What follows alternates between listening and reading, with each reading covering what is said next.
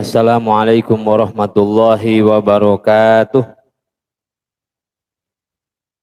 Alhamdulillahi rabbil alamin. Wabihi nasta'in ala umuri dunya waddin. Ashhadu an la ilaha illallah wahdahu la syarikalah waliyus solihin. Wa ashhadu anna sayyidana Muhammadan abduhu wa rasuluhu sadiqul amin. Allahumma salli wa sallim wa barik ala hadan nabiyil karim sayyidina wa syafi'ina wa maulana Muhammadin wa ala alihi wa ashabihi ajma'in wa man tabi'ahum bi isanin ila yaumiddin. Amma ba'du, rabbi israh li sadri wa yassir li amri wa hlul 'uqdatam min lisani yafqahu qawli.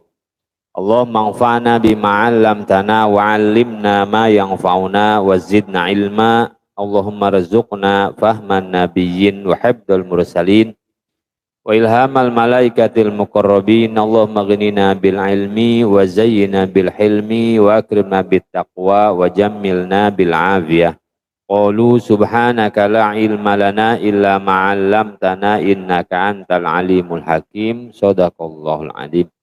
Tsumma ila hadratin Nabil Mustafa Sayyidina Muhammad Rasulillah wa ala alihi wa sahbihi wa dzurriyyati ajma'in, khususan ila hadratin muallif hadzal kitab Syekhul Imam Abi Zakaria Yahya bin Syaraf An-Nawawi Dimashqi wa ahli baitihi wa dzurriyyatihi wa may yu'awinu ala nashri hadzal kitab lahumul Fatihah. A'udzu billahi minasyaitonir rajim. Bismillahirrahmanirrahim. Alhamdulillahi rabbil alamin. Ar-Rahmanir Rahim. Maliki yaumiddin. Iyyaka na'budu wa iyyaka nasta'in. Ihdinas siratal mustaqim. Siratal ladzina an'amta 'alaihim ghairil maghdubi 'alaihim waladdallin. Amin.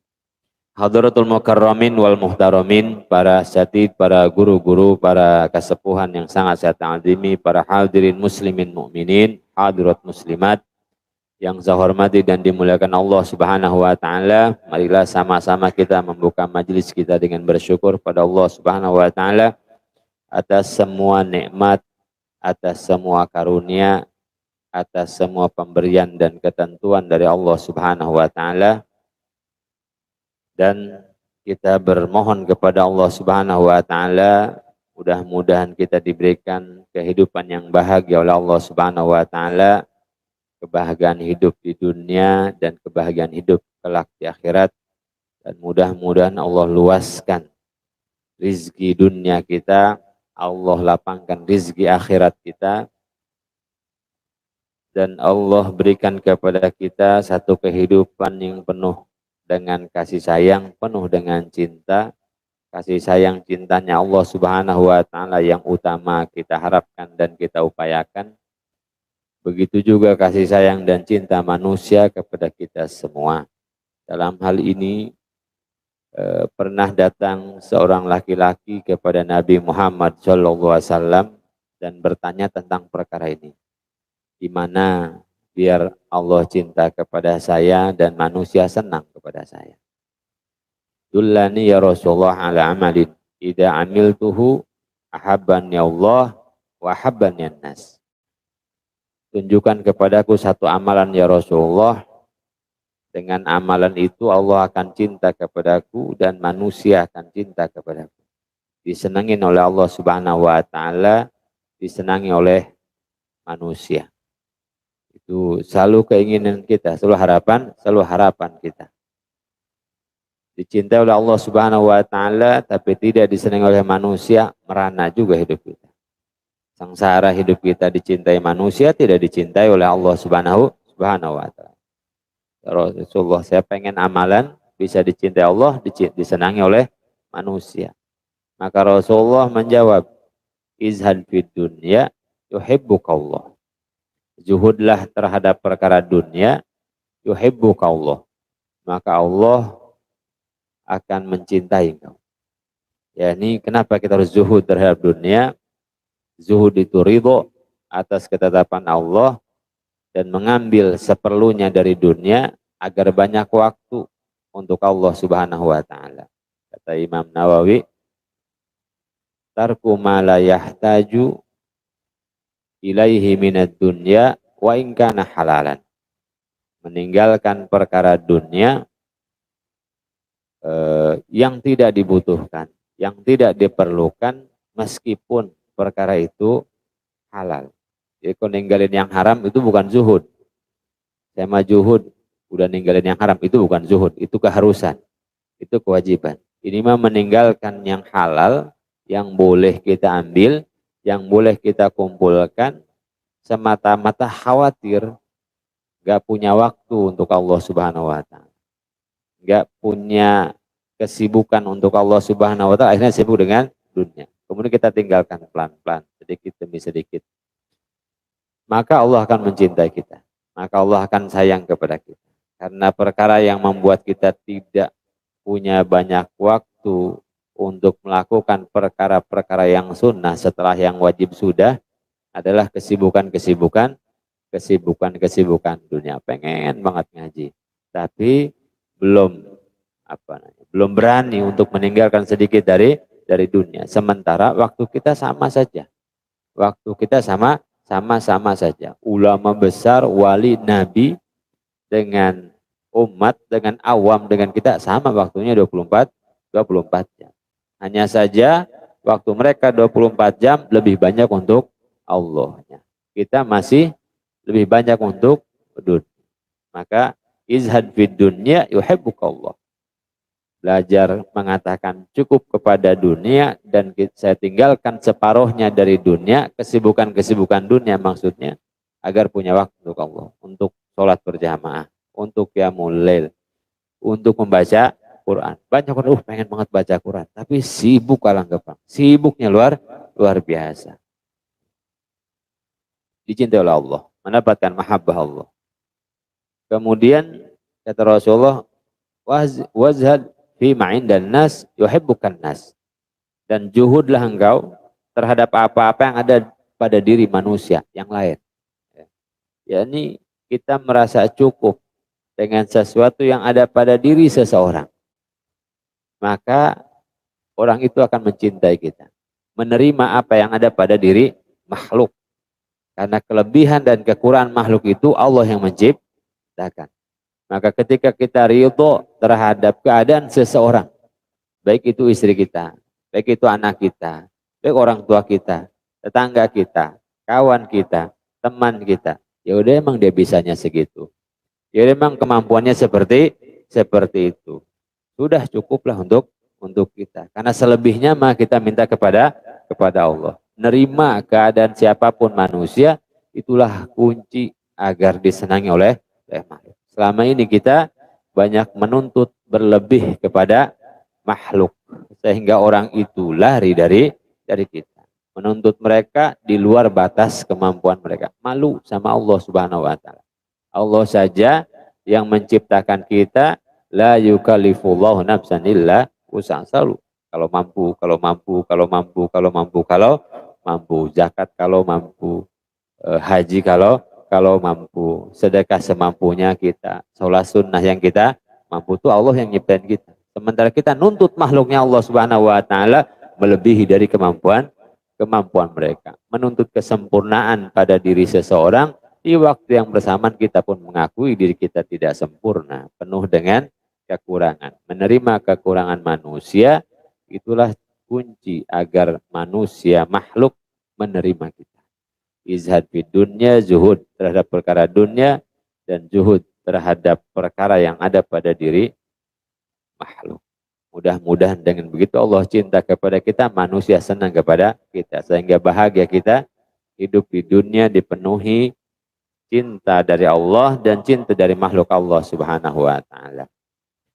Hadirin yang dirahmati Allah Subhanahu wa Ta'ala, kita akan melanjutkan perjalanan pembacaan kitab Riyadhus Shalihin di bab-bab yang terakhir dalam kitab ini. Kita sampai di bab yang ke-336. Babu tahrimi saumil mar'ati wa zawjuha hadirun illa biiznihi. Bab ini menjelaskan tentang keharaman. Larangan itu ada yang makruh, ada yang haram. Yang haram itu adalah ketika kita melanggarnya dosa kita kepada Allah Subhanahu wa taala. Bab keharaman somil mar'ati, puasanya seorang wanita. Wa zaujuha hadirun.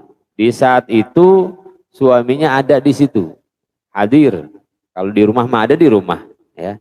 Bersama istrinya. Illa biiznihi, kecuali seizin suaminya. Bahkan ibadah bisa berubah jadi maksiat. Keharaman ini kan berarti maksiat kepada Allah Subhanahu wa taala. Puasa ibadah.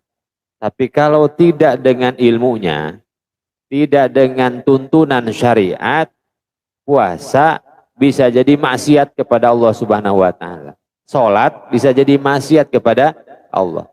Disinilah pentingnya ngaji, disinilah pentingnya ilmu. Agar tidak satu perbuatan bentuknya ibadah kepada Allah, tapi hakikatnya maksiat kepada Allah Subhanahu wa taala. Ini ngeri. Ini ngeri. Katakanlah yang kita sudah tidak lagi bermaksiat yang tampak zahir, sudah tidak judi, sudah tidak minuman keras, sudah tidak zina, itu sudah ditinggalkan, sudah lewat babnya, sudah lewat. Sekarang kita tahapannya adalah di perbuatan-perbuatan, kita harus tahu ada perbuatan-perbuatan yang bentuknya mah ibadah, tetapi isinya maksiat kepada Allah Subhanahu wa taala. Ini kan iblis, setan, tipu dayanya luar biasa. Udah nggak kena lagi, diajak minum khamar udah nggak kena lagi, udah haram. Sekarang mah boro-boro minum khamar, baca iklannya sebel. Ya, dulu akrab ya. Sekarang wah sebel, udah bab itu alhamdulillah sudah beres. Belum azan sudah ada di masjid, sudah. Tapi setan nyerah? Enggak, setan enggak nyerah. Ditipunya kita dengan maksiat yang berbentuk ibadah. Ini kan bisa luar biasa. Makanya ngaji ini penting dan perlu terusin ngaji. Enggak cukup beribadah ini dengan logika saja. Dengan logika enggak cukup. Harus dengan ilmu dan adab-adab. Puasa yang seperti apa yang maksiat kepada Allah Subhanahu wa taala? Amalan seperti apa yang kelihatannya adalah ibadah, sebenarnya adalah maksiat kepada Allah. Banyak sekali. Nanti akan kita kiaskan dari hadis ini kepada yang bab ini kepada yang lain. Puasanya seorang wanita, wa zaujuha hadirun. Puasa sunnahnya. Puasa sunnah. Kalau puasa wajib enggak? Kalau puasa wajib enggak masuk di sini nih. Kalau puasa wajib mah suami tidak bisa mengintervensi. Dan itu wajib kepada Allah Subhanahu wa taala. Yang dimaksud di sini adalah puasa sunnah. Puasa sunnahnya seorang wanita, wa zaujuha hadirun, sementara suaminya ada di situ. Illa biiznihi, kecuali dengan seizin suami. Maksudnya apa? Kalau berbenturan antara ada critical point antara perbuatan sunnahnya seorang istri dengan kebutuhan suami, ketemu titik temu tuh. Suami ada perlu sama istri, sementara istri pengen ibadah sunnah. Ibadah sunnahnya puasa. Mana yang diduluin? Mana yang dikalahin? Ya. Contohnya gimana Pak Ustadz? Contohnya ini kan bab yang sebelumnya adalah wanita tidak boleh menolak ketika diajak oleh suami ke tempat tidur. Suami baru dinas luar kota 2,5 tahun. Buat kebayang tuh 2,5 tahun. Tak hodol, tak sabun. 2,5 tahun. Hari Senin itu nyampe di rumah. Hari Senin sampai di rumah. Ya 2 bulan lah, cukup bikin puyang laki-laki itu 2 bulan ya. Hari Senin sampai di rumah. Pas nyampe rumah, istrinya sedang puasa. Puasa. Ya. Maka istri harus bilang sama suami, Mas takut ada hajat kepada saya lagi puasa nih, puasa Senin biasa. Istrinya solehah. Senin, Kemis, Ayamul Bid, puasa terus. Gimana nih? Takut ada kebutuhan sama saya lanjutin puasa atau enggak? Gitu. Kalau kata suami, mohon maaf dek, 2,5 bulan puyeng pala. Di daerah Koyo, 4 tiap hari. Ya, tolonglah nggak usah puasa dulu, batalin. Kalau istri terus puasa, enggak saya mau puasa, ini amalan saya selama ini, dosa itu. Istri dosa. Apa itu? Dalam ibadah ada skala prioritasnya. Mana yang harus didahulukan? Ya, mana yang harus didahulukan? Tapi kalau kata suaminya, nggak apa-apa dek, kalau sampai maghrib matahan, dah puasa saja terus. Nggak apa-apa itu, nggak ada masalah. Makanya illa bin, nih kecuali sayyidin suami. Ternyata adab tuh ada, adabnya seperti itu. Nggak cukup lagi ibadah, kamu harus tahu. Ini nggak beres. Kurang ngaji, kurang ngaji. Buka sudah. Akhirnya pahala puasanya dapat nggak tuh? Pahala puasa dapat. Karena melaksanakan kewajiban yang ada kaitannya dengan makhluk. Ya. Mantap akhirnya ibadah puasanya dapat, yang lainnya juga kena. Suami girang udah. Girang. Mantap kata suami. Ngajinya benar ini. Ngajinya benar. Ya. Ya dikiaskan juga ke perkara-perkara yang lain. Suami ada di rumah, keluarga butuh di rumah, istrinya kemana-mana. Ngaji sana, ngaji sini. Suami nggak keurus. Ini juga salah. Tetapi suami yang hebat adalah yang memberikan keluasan kepada istrinya untuk melaksanakan ibadahnya. Tapi dalam satu situasi kan, kadang-kadang tidak memungkinkan untuk itu. Maka hati-hati. Wanita saja Pak Ustadz, laki-laki juga sama. Laki-laki juga sama. Ini kan tentang kewajiban wanita terhadap suami. Ya. Dalam hal ibadah sunnah, minggir dulu. Sama, laki-laki juga punya kewajiban terhadap keluarga, terhadap istri, terhadap anak. Wah, suaminya luar biasa. Enggak pulang-pulang di masjid. 2 bulan. Iktikaf terus. Ngaji terus. Sholat sunnah 1.000 rakaat. Tapi kemudian hak-hak keluarganya terabaikan. Ini maksiat malah. Ini dosa. Ya. Enggak pulang-pulang. Kemana? Mana? Istri tidak terpenuhi kebutuhan ruhaniyah, kebutuhan jasadiahnya, ekonomi keluarga acak-acakan. Ini malah sedang maksiat kepada Allah Subhanahu wa taala. Ya. Begitu. Hati-hati. Maka ibadah pun, maka dalam Ahlus Sunnah wal Jamaah ada kajian tazkiyatun nafas, ada kajian tasawuf, bahwa khawatir ada hawa nafsu menyelinap di dalam ibadah kita. Kalau sudah hawa nafsu main di situ, kalau sudah setan main di situ, ya sudah, ibadah akan banyak benturannya. Ibadah akan banyak benturannya. Maka saya bilang hidup normal-normal saja. Yang laki-laki bekerjalah untuk mencari ma'isyah, untuk mengamankan ma'isyah kehidupan keluarga. Sewajarnya tadi sudah tercukupi semuanya, ibadah kepada Allah Subhanahu wa taala yang sunnah-sunnah. Yang sunnah, kita bicara nih ibadah yang sunnah-sunnah. Ya. Yang wajib enggak. Suami biar 5,5 tahun baru pulang Ramadan siang-siang. Enggak wajib dipatuhi itu. Karena sedang melaksanakan kewajiban kepada Allah Subhanahu wa taala. Ya. Gitu. Ibu sedang qiyamul lail. Sedang sholat witir. Sedang sholat tahajud. Tiba-tiba suami ada kebutuhan. Tahajudnya ntar. Ini enggak. Bismillahirrahmanirrahim. Bu, cepetan sholatnya. Yasin. Wal Qur'anil Hakim. Makin lama aja. Ya. Itu ada prioritas dalam ibadah. Ada akhlak. Ada akhlak dalam kita melaksanakan kesunahan. Saya suka begini. Melaksanakan sunnah Nabi harus dengan akhlaknya Nabi Muhammad Shallallahu Alaihi Wasallam. Suami laki-laki begitu juga banyak. Sedekah yang paling utama ke siapa, bapak-bapak? ke istrinya. Infak yang paling besar pahalanya kepada istri. Bangun masjid di mana-mana, bawa sedekah sana sini, santunan yatim 1000 yatim. Ya. Istrinya kurang makan, istrinya kurang fasilitas hidup. Dosa itu dosa. Datang seseorang kepada Nabi Muhammad SAW, ya Rasulullah, saya mau sedekah nih 1 dinar. Apa kata Nabi? Tasaddaq bih nafsak. Sedekahkan itu kepada dirimu, penuhi kebutuhan dirimu dulu. Masih ada ya Rasulullah, saya sudah cukup ya Rasulullah. Tasaddaq bihi, bersedekahlah engkau kepada keluargamu.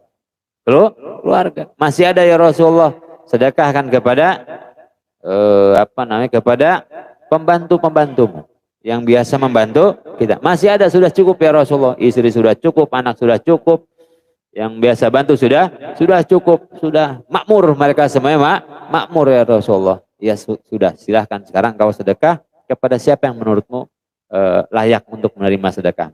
Itu begitu. Ada adab, lihat dalam sedekah. Wabda biman ta'ul. Kata Rasulullah, dalam sedekah pun mulailah dengan orang yang menjadi tanggunganmu. Ya. Tapi tetap juga sedekah ke masjid, ya. Sedekah ke masjid, setelah itu beres standar kecukupan, standar kelayakan, standar kehormatan sebagai muslim. Sudah sedekah ke yang lain.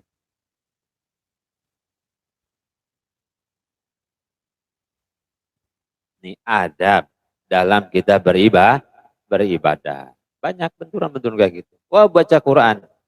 Baca Quran. Sampai malam, sampai subuh. Ngaji sampai subuh. Toa kemana-mana. Orang tidur terganggu. Ini juga bukan ibadah. Ini juga melanggar hak sesama makhluk. Kok Ustadz anti? Enggak, bukan anti. Adabnya begitu. Emang kenapa kalau malam Ramadan itu kita tadarus dengan speaker masjid saja? Kurang semangat Pak Ustadz. Nah, itu masalahnya, apa yang didengar orang. Bukan lagi kepada esensinya kita ngaji. Bukan biar orang-orang sampai jam 1 malam. Ini orang istirahat. Ya. Hati-hati. Enggak kurang-kurang Ki Zurej itu. Ki Zurej, ahli ibadah Bani Israel. Tiap harinya hanya ibadah terus. Enggak ngelakuin yang lain, ibadah terus Ki Zurej. Suatu waktu ibunya panggil, Jurej sedang sholat sunnah. Dia bingung dalam hatinya. Menuhi panggilan ibu apa sholat? Panggilan ibu apa sholat? Sholat lagi. Besok ibunya datang lagi sholat Ki Jurej. Lagi sholat. Besok datang ibunya lagi sholat lagi. Jurej, aduh gimana lagi sholat lagi. Sampai tiga kali. Ibunya doa pada Allah, ya Allah jangan wafatkan Ki Jurej sebelum dia terkena fitnah. Dikabulkan oleh Allah Subhanahu wa taala. Jurej terkena fitnah pelacur. Panjanglah hadisnya, panjang dalam kitab Riyadhus Shalihin juga. Artinya apa? Ada hak-hak manusia Bapak Ibu yang dirahmati Allah Subhanahu wa taala yang harus kita jaga. Ya, ketika tidak terjaga, bisa jadi ibadah kita bernilai maksiat, dosa di sisi Allah Subhanahu wa taala. Saya melihat begitu, kadang-kadang orang terlalu bersemangat. Terlalu bersemangat dalam ibadah, akhirnya masuk bisikan-bisikan setan, hawa nafsu. Terabaikanlah hak-hak manusia yang lain. Ya. Ini. Ibu-ibu juga begitu ya, ngaji. Ibu-ibu yang dirahmati Allah Subhanahu wa taala, ngaji. Tapi hak keluarga jangan ditinggal, kan ada hak anak. Ya. Ada hak suami, kewajiban kita. Kalau mau ngaji, izin sama suami. Pak, mau ngaji. Ya. Anak-anak beres enggak? Beres, anak-anak mau udah dilipat semua.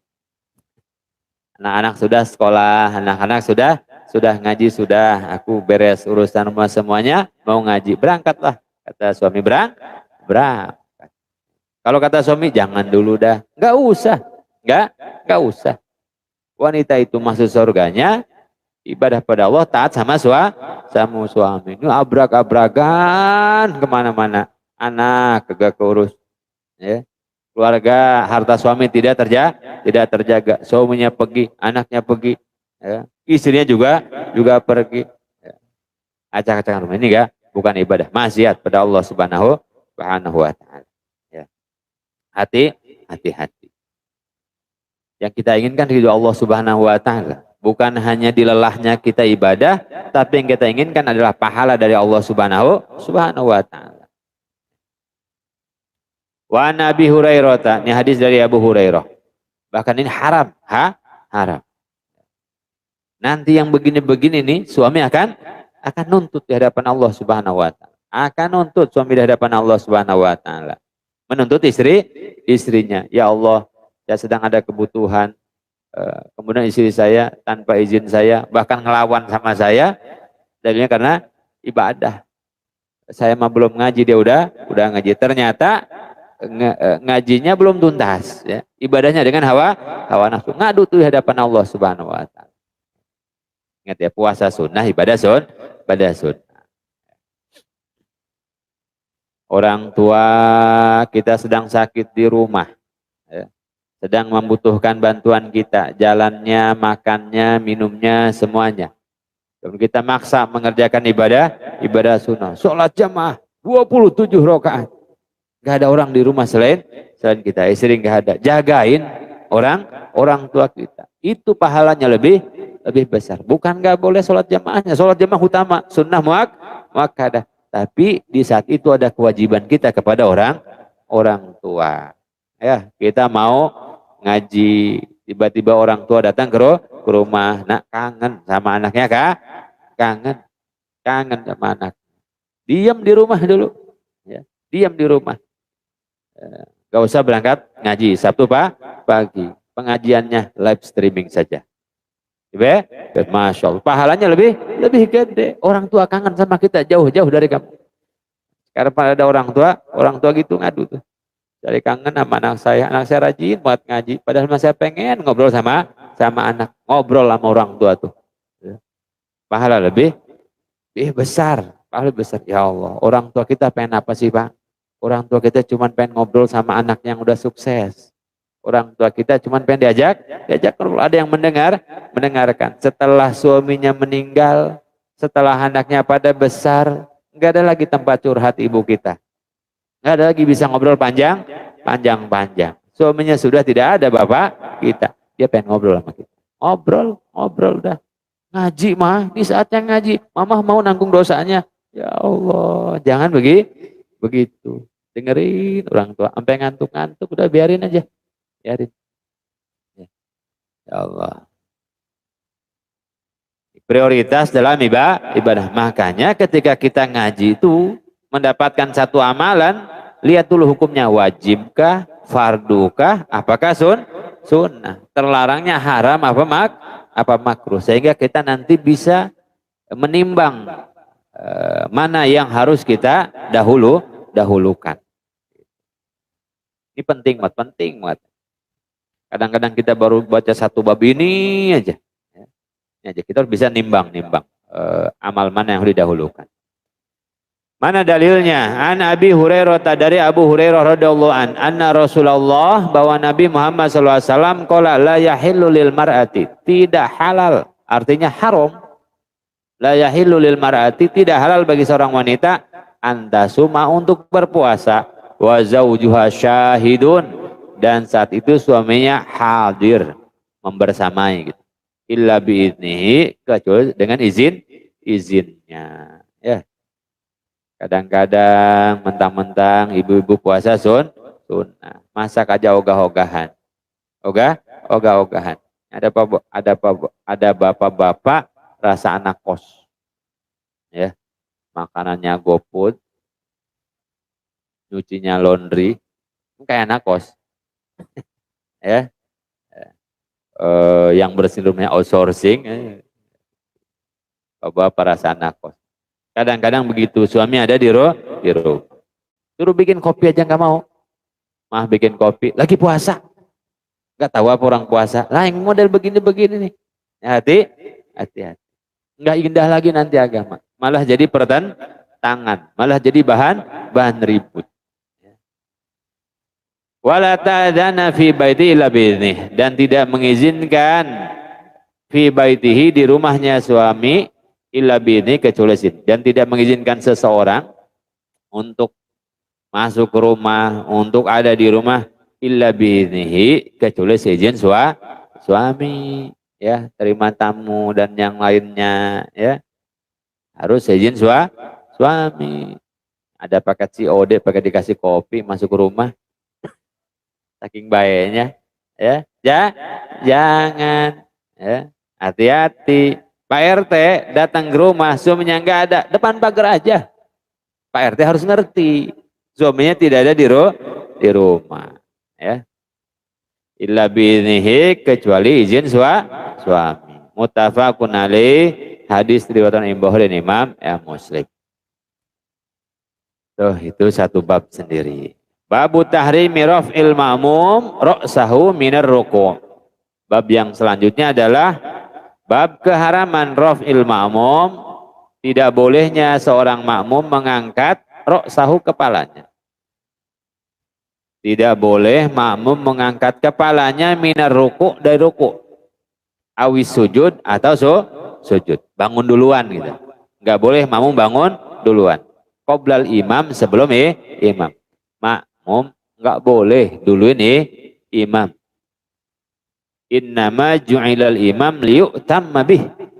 Imam itu dijadikan untuk dipatuhi, untuk diikuti, yakni tunduk patuh sama imam dalam hal gerakan, dalam hal bacaan-bacaan imam yang jahar kecuali Al-Fatihah. Ya. Dalam bacaan yang jahar gerakan makmum ikuti imam. Lagi ruku, tunggu dulu imam kasih Allahu Akbar, bangun makmum baru bangun. Begitu juga sujud. Kalau imamnya sujudnya lama, ikut sujud imam. Yang lebih batal lagi adalah ketika imam udah bangun atau belum, dia sujud lagi tuh. Ya. Nengok, ya, nengok, gawe ya sekalian nama imam. Imam udah bangun apa belum? Tunggu imam bangun, jangan mendahului imam. Ini kan belajar jadi makmum yang baik, yang dipimpin yang baik. Dalam hal gerakan dan bacaan-bacaan jahar yang terdengar oleh makmum, kecuali Fatihah, makmum harus patuh kepada imam. Bisa jadi batal berjamaahnya, bisa jadi batal sholatnya. Ya. Tidak boleh. Ya. Harus ikut imam. Imamnya tasyahud, lupa tasyahud awal. Imam lupa tasyahud awal. Imamnya bangun. Udah diingetin sama makmum. Subhanallah. Subhanallah. Imamnya bangun aja. Maka makmum ikut bangun. Ikut imam. Imam lupa, makmum kagak nih. Makmum enggak. Udah diingetin. Subhanallah. Subhanallah. Bangun itu imam. Subhanallah, mam. Gitu. Udah saking gemesnya, ya. Imam tetap bangun. Imam punya pertimbangan yang mungkinnya dia sudah berdiri lebih daripada ruku gitu. Ikut bangun kita, ikut bangun. Ikut bangun. Kita ngincar nih, kita ngincar.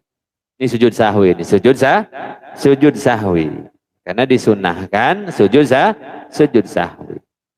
Itu tasyahud akhir, kita udah siap-siap sujud karena imam meninggalkan salah satu dalam sholat itu tasyahud, yang itu disempurnakan dengan sujud sahwi.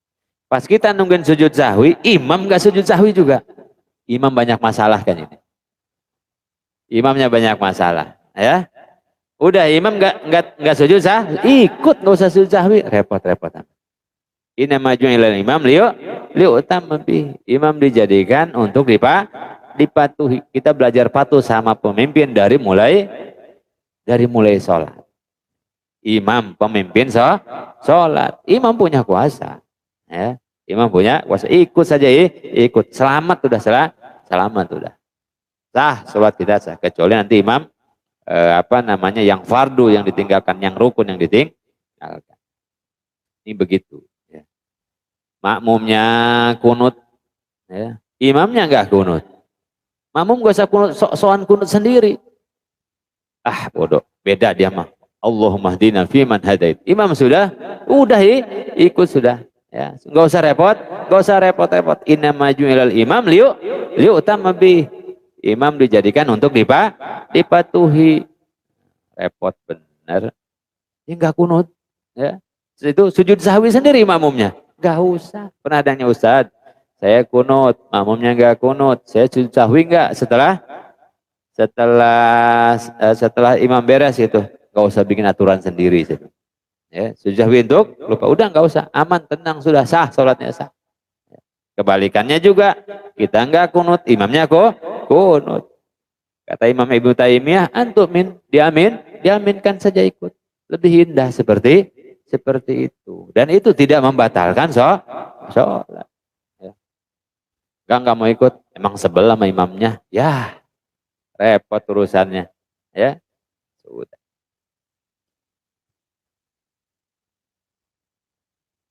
Baik gitu juga bacaan surat nggak usah. Makmum nggak usah baca illal Fatihah, kecuali Fatihah. Surat mah dengerin imam. Kecuali dalam keadaan kita nggak dengar Fatihahnya, imam jauh. Wah udah makmur sekali sholat berjamaahnya. Sampai penuh ke belakang. 1 kilo. Ya. Nggak kedengeran tuh. Cuman lihat gerakan yang tadi, tapi nggak kedengeran bacaan imam. Maka baru kita baca surat. Nggak nyaman. Selebihnya dengerin imam. Gitu. Ya. Dalam hal gerakan, bacaan jahar harus ikuti. Kecuali Al-Fatihah. Baik. Tidak mendahului imam dalam gerakan. An Abi Hurairah, dari Abu Hurairah radhiyallahu anna Nabi Muhammad sallallahu alaihi wasallam qala amma yakhsha ahadukum, apakah tidak takut salah seorang di antara kalian idza rafa'a ra'sahu, tatkala mengangkat kepalanya qoblal imam, sebelum imam, udah duluan. Ayyaj'alallahu ra'sahu ra'sa himarin. Ya. Enggak takut kalian ketika kalian mengangkat kepala sebelum imam, Allah akan menjadikan kepala kalian ra'sa himarin, kepala keledai. Au yaj'alullahu suratahu surata himarin, atau Allah jadikan dia bentuknya bentuk keledai. Artinya apa? Allah hinakan dia. Bukan berarti tiba-tiba itu langsung berubah jadi enggak jadi keledai kepala saya.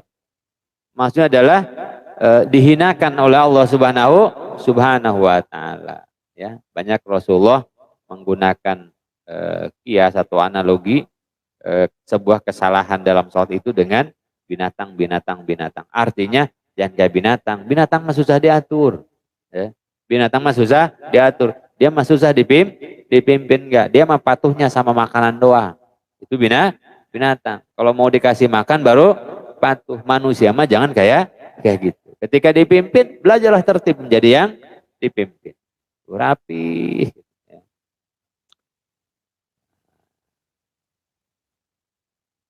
Muttafaqun alaih, hadis riwayat Imam Bukhari, Imam Muslim. Selanjutnya babu karahati wad'il yadi. Bab menjelaskan tentang kemakruhan meletakkan tangan alal khosirati, di pinggang, fis sholati, di dalam sholat. Ya. Ketika tidak bersedekap ini tangan di mana? Ketika tidak bersedekap tangan di mana? Di tempat aslinya, yaitu menjulur ke bawah. Jangan di tempat-tempat yang lain. Satu, ketika berkacak pinggang, ya. Ini tanda sombongan. Sholat itu Allahu Akbar begini. Ya. Atau jangan melakukan gerakan-gerakan di dalam sholat kecuali ada dalilnya. Kecuali ada dasar. Kadang-kadang di pinggang enggak, tapi di depan. Ya. Gini. Ya.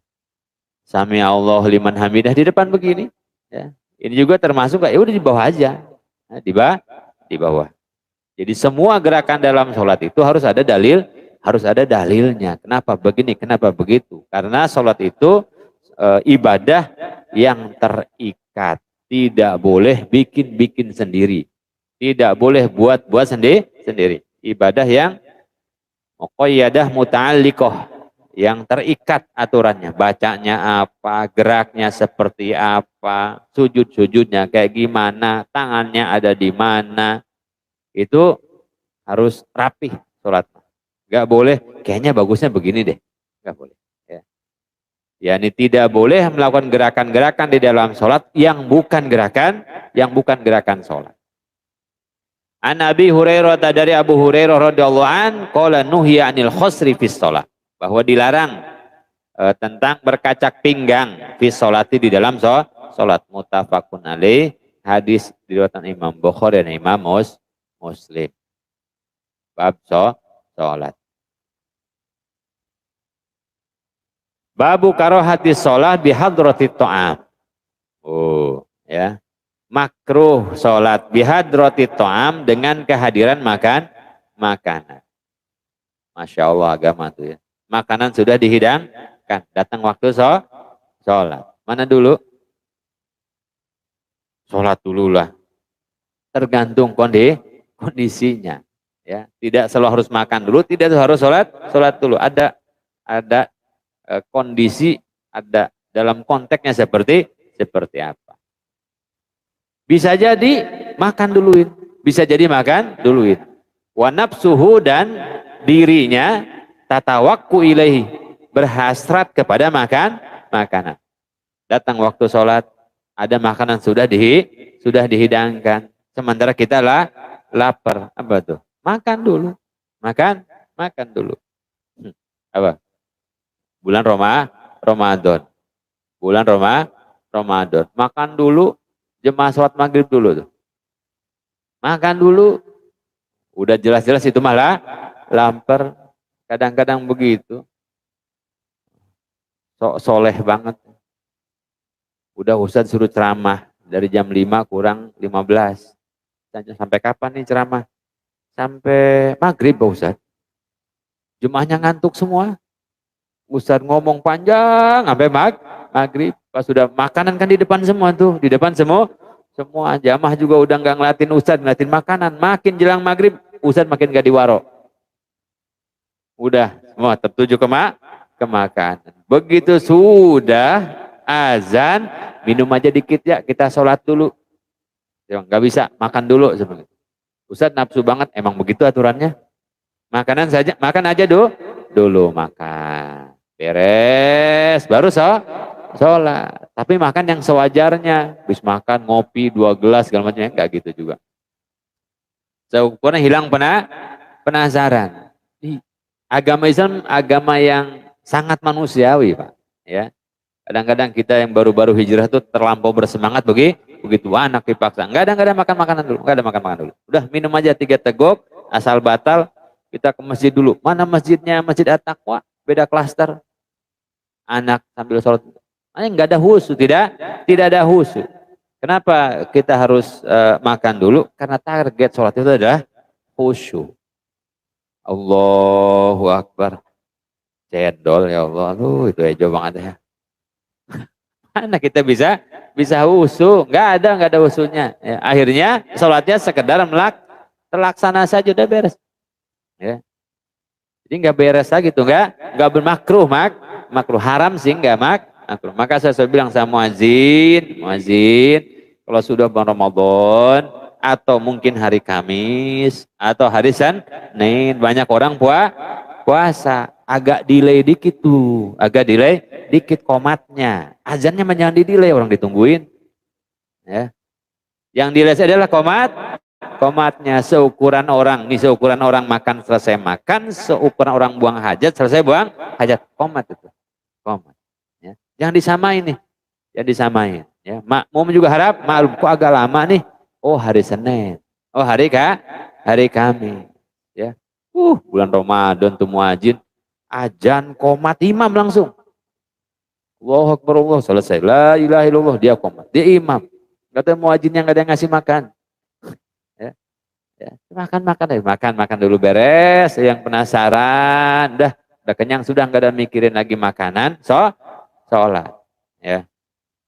Tapi sewajarnya, seukuran hilang tadi, hasrat kepada makanannya hilang, sehingga sholatnya lebih khusyuk. Ramadan khususnya tuh. Ya. Au ma'a mudafa'atil akhbathain.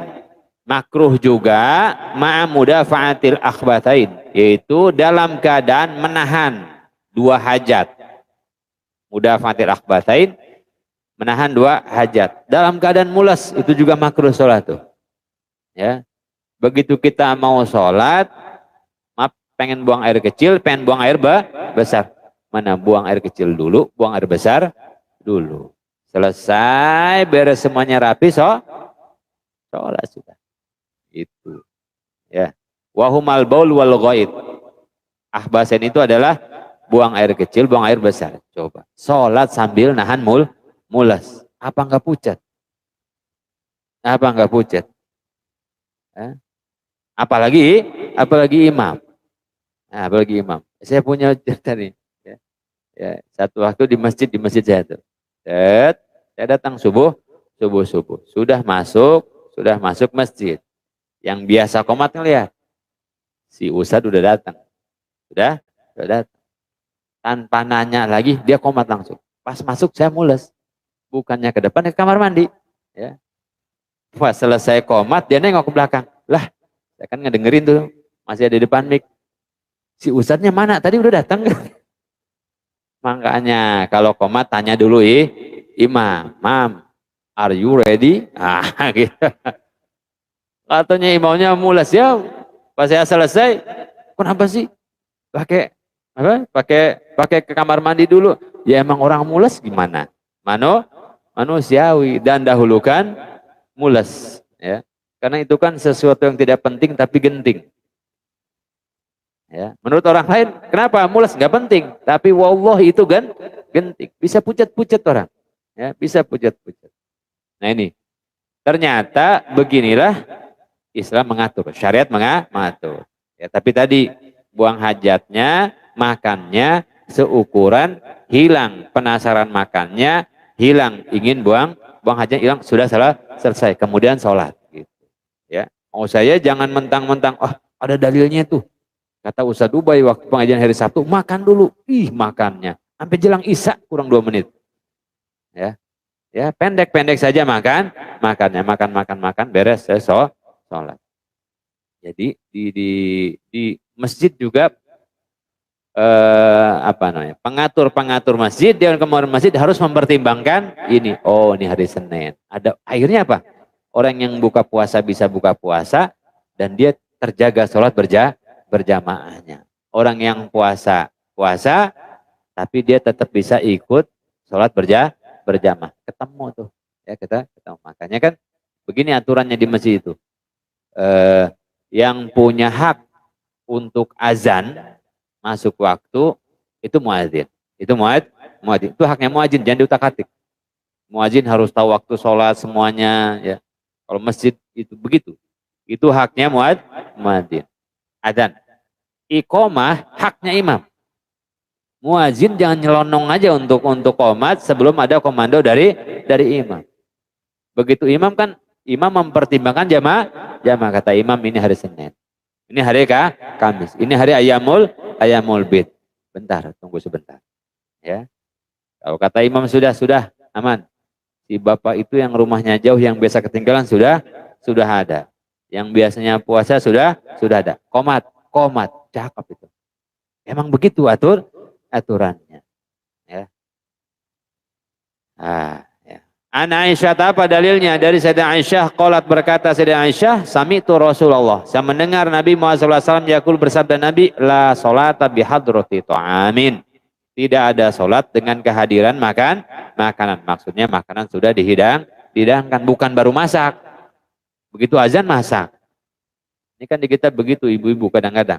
Begitu azan masak. Begitu azan cuci piring. Ya. Enggak, ini sudah dihidangkan sehingga tidak makan waktu lama, sehingga sholat masih di waktu yang utama. Berapa sih paling kita? 5 menit, maksimal 10 menit. Sudah selesai. Wala huwa yudafi'ul ahbasan, dan juga tidak sholat, wala huwa, dan juga tidak orang yang sholat yudafi'ul ahbasan, menahan dua hajat. Dua hajat itu buang air besar, buang air kecil. Rawahu Muslim, hadis riwayat Imam Muslim. Tapi ini seukuran orang normal ya. Seukuran orang normal. Ukurannya orang buang hajat orang normal. Makannya makan orang normal. Apa maksudnya? Enggak jadi ukuran nanti. Begitu nunggu makmum yang sedang tidak normal perutnya. Sedang mulas. Warawiri ke belakang. Nunggu makmum itu belum beres. Dia lagi diare. Itu enggak ukuran. Seukuran keadaan normal berapa sih. Rawahu Muslim. Hadis diriwayatkan Imam. Babun nahi an raf'il basar ila sama fis shalah. Bab menjelaskan tentang larangan an raf'il basar. Mengangkat pandangan ila sama'i ke langit. Fis sholati di dalam sholat. Itu tadi. Poinnya ketika sholat adalah kita cari khusyuk. Makanya makan dulu, buang hajat dulu. Dan segala upaya-upaya yang mendukung kepada kekhusyuan sholat. Termasuk ya pandangan mata kita tidak melihat ke langit-langit, ya, tidak melihat ke atas gitu, ya. Pandangan mata kita kemana? Ke arah tempat sujud, nah, ke arah tempat sujud. Bagi mengatakan ketika isyarah ke arah telunjuk, itu pandangan mata saja diatur dalam sholat. Termasuk ketika doa ya ke bawah aja, ya, nggak ngeliat ke atas. Ini sholat matanya kemana-mana, cecak kawin, ngeliatin cecak ke atas, ya, segala macam jam semua dilihatin. Pandangan mata ke arah tempat sujud ketika kita sholat. Makanya kemudian nanti ada kesunahan buat sutroh seukuran tempat sujud kita, karena mata kita fokusnya ke situ, nggak boleh ada yang ganggu di situ. Ya, kesananya terserah.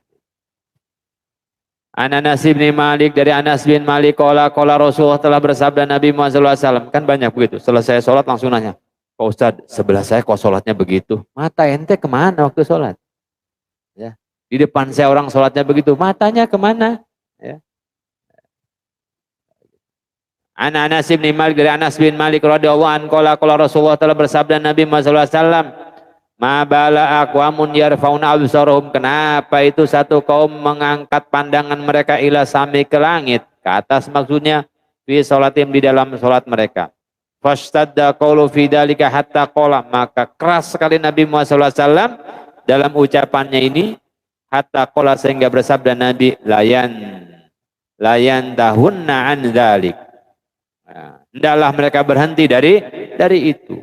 Aulatuh tofanna absoruhum, atau akan dicabut pandangan mata mereka, hilangin deh pandangan matanya gitu kata Nabi. Nabi melarang belajar khusyuk dalam sholat. Makanya itu ketika sholat itu kita rapihkan tubuh kita rapihkan pakaian kita rapihkan tempat sholat kita wangikan masjid musola kita, untuk apa? Dapat khusyuk. Ya, maka dimakruhkan ketika ke masjid pun ketika sholat berjamaah khususnya kita memakai atau berkeadaan yang bisa mengganggu khusyuknya orang lain. Sampai-sampai ada hadis yang habis makan bawang putih, yang habis makan bawang merah, ya hendaknya tidak pergi ke masjid. Kenapa? Bisa ganggu orang lain. Ini belum ada pasta gigi dulu. Ya. Kenapa? Aromanya bisa mengganggu orang yang sedang khusyuk sholat. Begitu juga ketika kita sholat ke masjid. Jangan sampai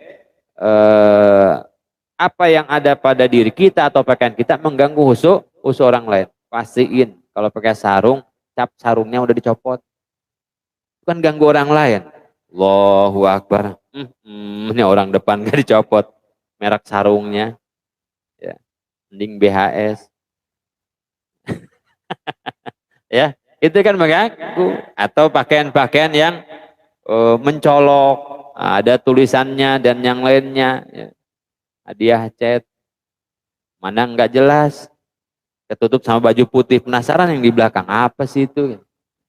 Ya, sudah mayang sholatnya baru belajar, ya. Udahlah, khudzu zinatakum inda kulli masjidin. Apa lazimnya sih di kita kalau sholat, ya? pakai baju gamis, pakai sarung, pakai minyak wangi. Rapi itu enak. Kalau sudah datang hari Jumat, makin banyak lagi orang yang soleh dadakan kan gitu. Hari Jumat. Yang nggak ke masjid, yang nggak sholat juga Jumat mah datang. Udah jangan aneh-aneh lagi. Kalau hari Jumat putih semuanya tuh. Ya, disunahkan begitu. Terus mau ke masjid ya pakai minyak wangi, wangi dulu. Ke masjid bau oli, ya, bau minyak. Kata yang sebelah apaan sini? Keganggu. Kenapa orang ke masjid mau khusus sholat?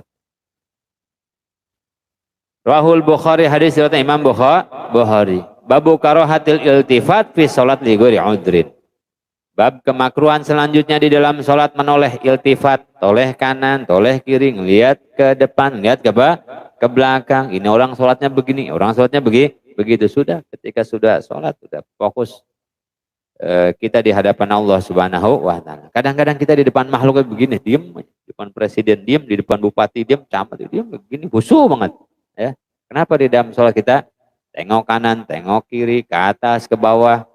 Akhirnya hati disibukkan dengan kejadian-kejadian aneh itu. Kapan mau bisa khusyuknya sholat?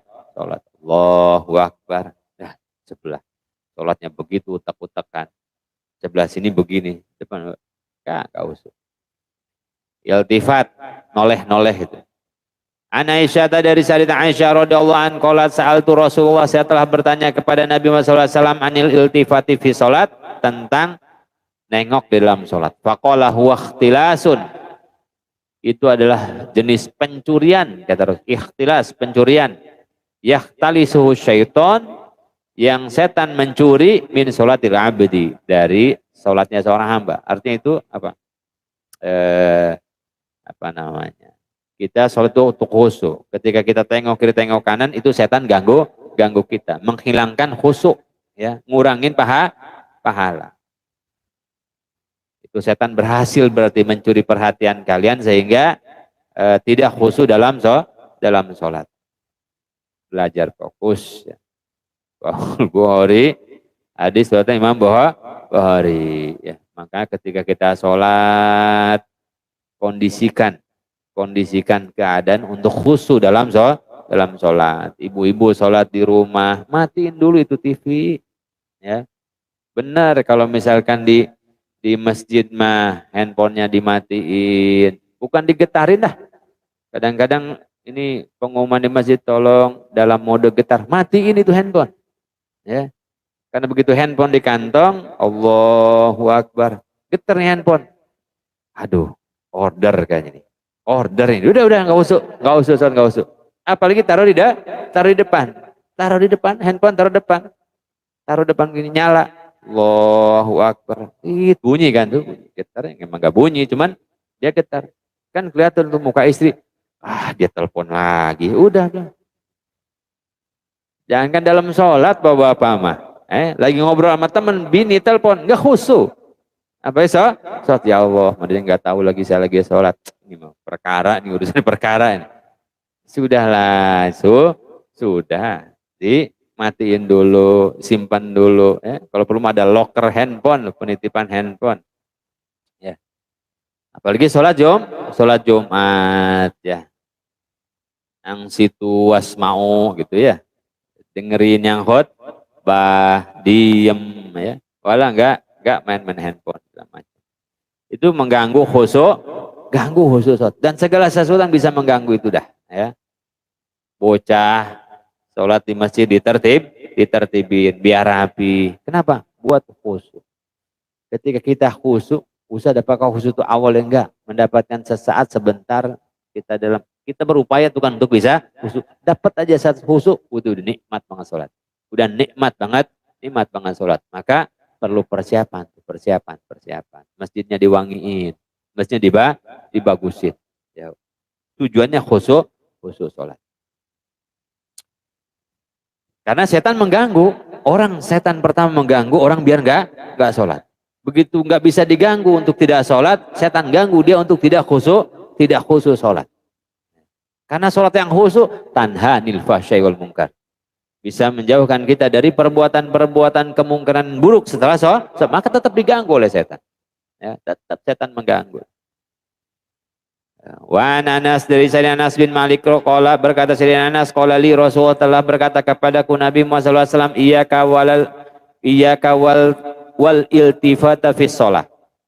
Jauhkan oleh dirimu iltifata fis shalah, noleh-noleh di dalam salat. Fa innal iltifata fis shalat halakah. Karena menoleh di dalam salat itu adalah halakatun, kehancuran, kerusakan, merusak salat. Enggak dosa tapi enggak batal salatnya, tapi ya untungnya kita di madzhab bukan madzhab Imam Ghazali. Imam Ghazali itu khusyuk rukun salat. Imam Ghazali mah khusyuk rukun salat. Madzhab Syafi'i dan yang lainnya untung khusyuk adalah apa? Sesuatu yang diupayakan tetapi tidak menjadi rukun. Kebayang kalau khusyuk salat itu jadi rukun. Apa enggak batal terus kita? Allahu Akbar kunci motor. Ya. Allahu Akbar laptop belum dimatiin. Allahu Akbar handphone belum dikunci. Segala macam. Bisa bubar kita enggak kelar-kelar salatnya. Tapi artinya ketika Imam Ghazali itu menjadikan rukun khusyuk dalam salat sesuatu yang penting. Sesuatu yang penting sekali dalam salat. Sudah kita salatnya, sudah kita berjamaahnya, berupaya kita sambung hati kita dengan Allah Subhanahu wa ta'ala dalam salat itu penting sekali. Fa in kana la budda, apabila harus fa fit tatawwu, maka dalam salat sunnah, la fil faridah, tidak di dalam salat fardu. Ya, kalau dulu ketika kita ingin buang buang kotoran berupa air liur atau yang lainnya, kalaupun harus ya di dalam sholat itu kita noleh ke kiri, buangnya ke kiri. Tapi zaman dulu Pak pasir. Kalau kita sekarang ya dengan sesuatu lah rida atau apa yang ada di kantong kita. Kalaupun harus. Rahu Tirmidzi hadits Tirmidzi hadisun hasanun sahih, hadis hasan sahih. Babun nahyi anis shalah ilal kubur. Wallahu a'lam. Insyaallah di pertemuan akan datang. Kita cukupkan dulu pengajian kita sampai waktu istirahat ini. Mudah-mudahan ada manfaatnya dan mudah-mudahan bisa kita amalkan dalam kehidupan kita sehari-hari, dan mudah-mudahan semuanya diberikan panjang umur Allah Subhanahu wa taala, ditambahkan keberkahan hidup oleh Allah Subhanahu wa taala. Mudah-mudahan anak kita jadi anak yang soleh-solehah, keluarga sakinah mawaddah warahmah. Allah lapangkan urusan dunia kita, urusan akhirat kita. Kita semua diwafatkan dalam keadaan husnul khotimah. Al-Fatihah. A'udzubillahi minasyaitonir rajim. Bismillahirrahmanirrahim. Alhamdulillahirabbil alamin arrahmanir rahim maliki yaumiddin. Iyyaka na'budu wa iyyaka nasta'in. Shiratal mustaqim shiratal ladzina an'amta 'alaihim ghairil maghdubi 'alaihim waladdallin. Amin. Demikian dari saya, kurang lebih mohon maaf. Akhirul kalam, subhanakallahumma bihamdika asyhadu an la ilaha illa anta astaghfiruka wa atubu ilaik. Wa'alaikum minkum wassalamualaikum warahmatullahi wabarakatuh.